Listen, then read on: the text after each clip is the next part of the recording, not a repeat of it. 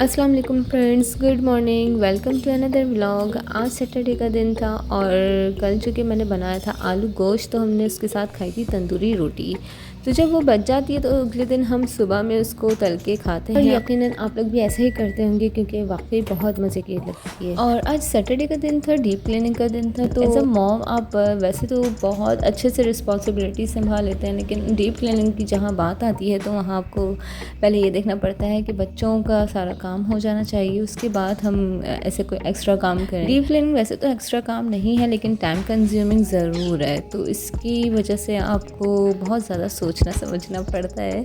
तो लेकिन फिर भी मैं ऐसा करती हूँ कि वंस अ वीक या वंस अ फोर्टनाइट मैं डीप क्लीनिंग ज़रूर करती हूँ। तो आज मेरा इरादा तो मैं अपने रूम की डीप क्लीनिंग करूँगी, क्योंकि आपको पता है कि मासियाँ तो नहीं कर पाती हैं। तो डीप क्लीनिंग में ऐसा होता है कि आपको सारी सफाइयाँ खुद ही करनी पड़ती हैं। तो मैं जब सुबह नाश्ते से फारिग हुई तो मुझे पहले दोपहर के खाने की तैयारी करनी थी, क्योंकि अगर आपको बहुत ज़्यादा टाइम लग जाता है क्लीनिंग करते हुए तो फिर एटलीस्ट आपका खाना रेडी हो। और चूँकि सैटरडे को मैं डीप क्लीनिंग करती हूँ तो फ्राइडे को मैं ऐसा खाना बनाती हूँ जो सैटरडे को भी चल जाए, ताकि मेरे लिए बहुत ज़्यादा हेक्टिक रूटीन ना हो जाए। तो बस मैंने आटा गूंदा, रोटी बनाई और सबसे पहले मैंने खाना रेडी कर लिया और उसके बाद फिर मैंने क्लीनिंग स्टार्ट की। जिस वक्त मिठू की वीडियो बनाओ ना उस वक्त नहीं बोलता वो।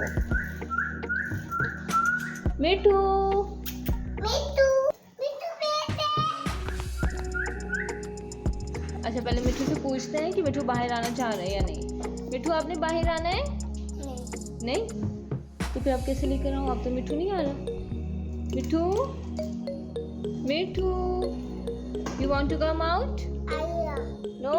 यस? और जब भी आपको कोई काम करना होता है तो ज़रूरी होता है कि आप अपने बच्चों को पहले किसी काम में, किसी खेल में, किसी एक्टिविटी में एंगेज कर दें कि वो आपको आके इतना ज़्यादा तंग ना करे। तो मैंने ज़ारा को किया एंगेज उसकी एक्टिविटीज़ में, और उसके बाद मैं जब रूम में पहुंची तो मेरे रूम का सुबह सुबह ये वाला हाल हो रहा होता है। तो आज मैंने डीप क्लीनिंग करनी थी, तो पहले मैंने कहा मैं अपना रूम क्लीन कर लूँ, उससे पहले कि मासी आ जाओ वो फटाफट से सारी झाड़ू पोछा स्टार्ट कर दे। वैसे तो जब आप अकेले होते हैं और सुबह सुबह उठते हैं तो सबसे पहले आप अपनी शीट फोल्ड करते हैं, लेकिन चूँकि मेरी बेटी का साथ है तो मेरी बेटी बाद में उठती है और हम पहले उठे होते हैं, तो इसलिए मेरे रूम का हाल ऐसा। सारी शीट्स फोल्ड करने के बाद मैंने सबसे पहले फ़ैन से स्टार्ट लिया, और फ़ैन चूँकि बहुत ज़्यादा डस्टी हो रहा होता है वो इस वजह से क्योंकि आपको पता है कि पाकिस्तान में वैसे ही डस्ट पॉल्यूशन बहुत ज़्यादा है, तो आपके लिए रेगुलर रूटीन में आपको डस्टिंग करना बहुत ज़्यादा ज़रूरी हो जाता है, लेकिन deep cleaning once a fortnight या वंस अ वीक आपको करना बहुत ज़रूरी है। डस्ट की वजह से मेरे फ़ैन के ऊपर भी आपने देखा बहुत ज़्यादा डस्ट आई हुई थी, तो इसलिए मैंने सबसे पहले फ़ैन को लिया। फ़ैन क्लीन करने के लिए मुझे खुद ही अपनी मदद करनी पड़ती है, वो इस वजह से क्योंकि मेरे साथ कोई हेल्पर होता नहीं है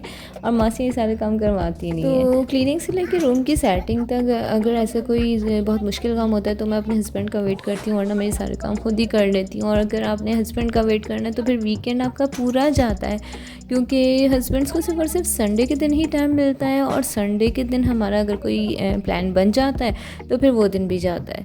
इसलिए मैं कोशिश करती हूँ ये सारे काम मैं खुद ही कर लूँ और उनके ऊपर भी ज़्यादा बर्डन ना डालूँ और ख़ुद भी अपनी आसानियों में। और चूँकि वॉल्स की क्लीनिंग तो मैं कर चुकी थी, वॉल्स पे से जाले हटा चुकी थी, तो इसलिए वो मैं आप लोगों को शो नहीं कर सकी, लेकिन ये कि डीप क्लीनिंग में आपकी वॉल्स भी क्लीन होती है, और जब तक कि वॉल्स क्लीन नहीं होती और आपने रूम की क्लीनिंग कर ली है तो फिर वो वाली सेटिस्फेक्शन आपको नहीं होती है, तो इसलिए वॉल्स क्लीन करना भी बहुत ज़्यादा ज़रूरी होता है। तो फैन साफ़ करने के बाद आती है अलमारी के ऊपर की क्लीनिंग करना। अलमारी के ऊपर की क्लीनिंग हर रोज़ हर कोई नहीं करता, तो ये होता है कि डीप क्लीनिंग में आ जाता है। और चूँकि इस टाइम तक मेरी मेड जो है वो आ चुकी थी, तो मैंने कहा मैं जल्दी से अपनी क्लीनिंग फिनिश करूँ। उसको मैंने लगाया कुछ कामों के ऊपर, ताकि वो जो है मेरे सर पे ना खड़ी रहे, क्योंकि अगर वो सर पे खड़ी रही तो वो काम भी नहीं करवाएगी और मुझसे भी काम नहीं होगा। कबर्ड के ऊपर की क्लीनिंग के अलावा कबर्ड के अंदर की भी क्लीनिंग होती है, वो भी डीप क्लीनिंग में ही आती है, लेकिन चूँकि मेरी कबर्ड क्लीन थी इस वजह से मैंने इसको बहुत ज़्यादा फोकस नहीं किया। कबर्ड के अंदर की क्लीनिंग भी बहुत ज़रूरी होती है कि आपके क्लोथ्स एटलीस्ट मैसी नहीं होने चाहिए कि इतने ज़्यादा बिखरे हों कि आप डोर खोलें तो आपके ऊपर ही आके गिर रहे हैं उल्टा। तो ये मेरी शुरू से आदत थी कि मैं अपने क्लोथ्स बहुत अच्छे से फोल्ड करके और उनको अच्छे से जमाती हूँ। अब भी ऐसा ही है कि मैं जब भी कबर्ड खोलती हूँ तो मेरी कबर्ड बहुत अच्छे से सेट हुई होती है, इसलिए मुझे कबर्ड्स को हर हफ्ते या वंस अ फोर्टनाइट भी क्लीन करने की ज़रूरत नहीं पड़ती। कबर्ड के ऊपर की सफाई के बाद आ जाती हैं मेरी विंडोज़, जिसके ऊपर कर्टेंस लगे होते हैं। जैसा कि मैंने आपको बताया कि पाकिस्तान में, और चूँकि मैं तो कराची शहर में रहती हूँ, तो कराची में तो डस्ट पॉल्यूशन की इंतहा है, तो अगर मैं किसी दिन डस्टिंग नहीं करती तो मेरा बेड साइड नेक्स्ट डे बहुत ज़्यादा डस्टी हो रहा होता है। और चूँकि कर्टेन्स तो बहुत ज़्यादा डस्टी हो रही होती हैं तो उनको रोज़ाना झाड़ना बहुत ज़्यादा ज़रूरी हो जाता है। तो वंस अ वीक अगर मैं क्लीनिंग कर रही हूँ तो मैं इसकी रॉड्स वगैरह को भी अच्छे से ले लेती हूँ ताकि उसके ऊपर बहुत ज़्यादा डस्ट जमा ना हो जाए। और इसके बाद चूँकि मुझे याद आया कि मैंने तो कल मशीन भी लगाई थी तो मेरे क्लोथ्स जो है वो ड्राई हो गए होंगे, तो मैं क्लोथ्स लेकर आई और उनको फोल्ड करने का काम स्टार्ट कर दिया। और ये काम बहुत ज़्यादा टाइम कंज्यूमिंग होता है और चूँकि जब आप अकेले रह रहे होते हैं तो ये जिम्मेदारी आपको और अच्छे से निभानी होती है कि घर की क्लीनिंग के साथ जो घर मैस हो रहा होता है तो उसको भी आपने साथ साथ समेटते रहना होता है। तो फोल्डिंग करने की ज़िम्मेदारी मेरी ही होती है। वैसे तो मेरे हस्बैंड बहुत हेल्पिंग है, वो अपने क्लोथ्स खुद ही फोल्ड कर लेते हैं, लेकिन मैं अपने क्लोथ्स के लिए उनको कहती हूँ कि आपने मेरे क्लोथ्स फोल्ड नहीं करने, क्योंकि मेरा एक अलग स्टाइल है फोल्ड करने का और किसी और की फोल्डिंग से मुझे सेटिस्फेक्शन नहीं होती है। और चूँकि कामों के साथ आपको बच्चों को भी देखना पड़ता है, तो जब मैं ऊपर की सारी डस्ट गिरा चुकी थी तो फिर मैंने ज़ारा को बाथिंग कराया और उसको फ्रेश कर दिया।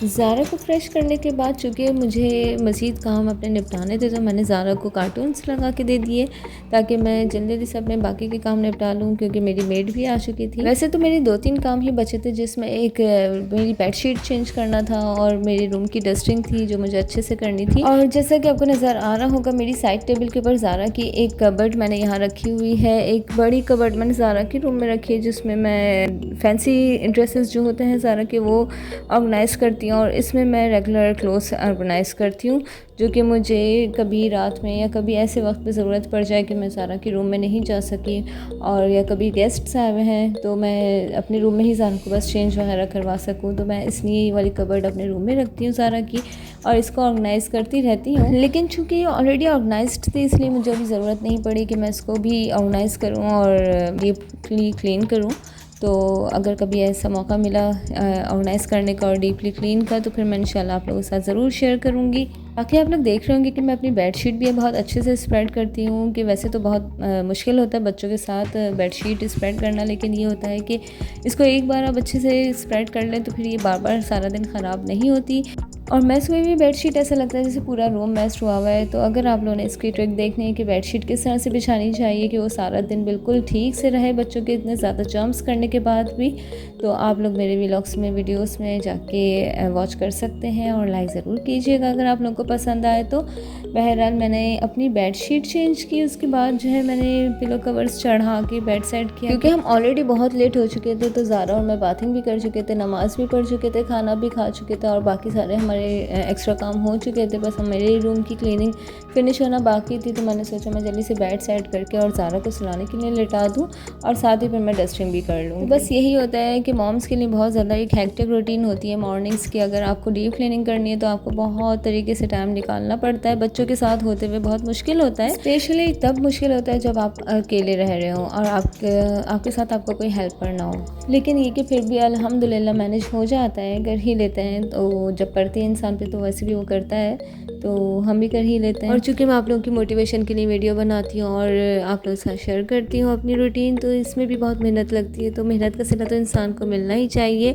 तो अगर आप लोगों को मेरी वीडियो पसंद आती है तो मेरी मेहनत के सिले के तौर पर मेरी वीडियो को लाइक कीजिए, चैनल को सब्सक्राइब कीजिए और अपने फ्रेंड्स में मुझे सपोर्ट करने के लिए ज़रूर शेयर कीजिए। और चूँकि जनाब बस मेरा लास्ट काम ही रहता था डस्टिंग करने का, तो वो मैंने अच्छे से करनी शुरू कर दी और साथ साथ मैं ज़ारा को इंस्ट्रक्शंस दे रही थी कि सो जाओ। लेकिन ये कि बच्चे तो बच्चे हैं, तो बच्चे तो माओ के साथ ही सोते हैं और चूँकि ज़ारा मेरे साथ साथ घूम रही थी तो फिर मैंने जल्दी से अपना काम निपटाने की कोशिश की एज़ यूजुअल। और जैसा कि आप लोग देख रहे होंगे कि ड्रेसिंग वैसे तो क्लीन ही है लेकिन जस्ट मैस्ड हो रही है, तो वो बच्चों की वजह से आप लोग की ड्रेसिंग बहुत ज़्यादा मैस्ड रहती है, क्योंकि बच्चे जब थोड़े से बड़े होना शुरू होते हैं, उनकी हाइट निकलने लगती है, तो वो चेयर वगैरह के ऊपर चढ़ के ज़रूर आपकी कोई ना कोई चीज़ को यूज़ करने की कोशिश करते हैं। उनको बहुत अट्रैक्टिव लग रही होती है ड्रेसिंग, तो इसलिए थोड़ी सी मैस हो जाती है। तो इसीलिए इसकी डीप क्लीनिंग करने में ये होता है कि उसको अच्छे से ऑर्गेनाइज़ करना है और फिर ऑर्गेनाइज़ करके एटलीस्ट 3 डेज़ तो चली जाती है। उसके बाद फिर बच्चे ख़राब कर देते हैं तो फिर ऑर्गेनाइज़ करनी पड़ती है। तो ये एक ऐसी चीज़ है जो हर 3 डेज़ के बाद जिसकी डीप क्लीनिंग होना बहुत ज़रूरी है। तो ये है कि बस ये लास्ट मेरा एक काम था जो मेरी ड्रेसिंग का था। और जैसा आप लोग अब भी देख रहे होंगे कि ज़ारा मेरे आगे पीछे है, क्योंकि उसको ड्रेसिंग की हर चीज़ चाहिए कि मम्मा मुझे ये दे दें, मम्मा मुझे वो दे दें। जिस वक्त मैं लिप पेंसिल्स वगैरह यूज़ करती हूँ तो उसका ये होता है कि मम्मा मैंने भी लगानी है। तो गर्ल्स में ये अट्रैक्शन नेचुरली होती है कि वो मेकअप्स और ज्वेलरीज की तरफ ज़्यादा अट्रैक्ट होती हैं, तो इसीलिए आपकी ड्रेसिंग का जो बिगाड़ होता है वो उसमें ज़्यादातर हाथ जो है वो आपकी बच्चियों का होता है, जिसे आपको हर दिन ऑर्गेनाइज़ करना पड़ता है, तो मेहनत डबल से डबल हो जाती है। तो चूँकि बच्चों को बहुत ज़्यादा मना नहीं किया जा सकता, डांट मार नहीं की जा सकती, वरना बच्चे ज़िद्दी हो जाते हैं। तो जिस तरह आप उन्हें पोलाइटली मना कर दें, अगर वो फिर भी नहीं मानते तो हमारी तरह चीज़ों को थोड़ा थोड़ा ऊपर करके रखना शुरू कर दें। तो इस तरह बच्चे थोड़े दिन में वो आदत अपनी बदल देते हैं। जब उन्हें वो चीज़ हासिल नहीं हो पाती तो फिर उसको छोड़ देते हैं। और यहाँ ज़रा मेरे पीछे पीछे किसी डकलिंग की तरह घूम रही है, तो समटाइम मुझे इतनी हंसी आती है, ऐसा लग रहा था जैसे मैं कोई डक हूँ और मेरे पीछे कोई डकलिंग घूम रही है जो साथ लगी रहती है। तो बस यही होता है जनाब, बच्चों के साथ तो इसी तरह से काम होते हैं। आप बच्चों को साथ साथ लगा के रखें तो काम हो भी जाते हैं, और नहीं तो फिर बच्चों के साथ बैठना पड़ता है, अपना टाइम वेस्ट करना पड़ता है, और फिर इस तरह से आप कोई काम भी नहीं कर सकते। तो जी बस इसी तरह आज मैंने अपने रूम की डीप क्लीनिंग फिनिश की, और इसी तरह मैं ज़ारा के रूम की भी डीप क्लीनिंग करूँगी, तो वो मैं इंशाल्लाह आप लोगों के साथ ज़रूर शेयर करूँगी। तो मिलते हैं नए व्लॉग में कुछ नई मोटिवेशंस के साथ। तब तक के लिए अपना ख्याल रखिएगा। अल्लाह हाफिज़।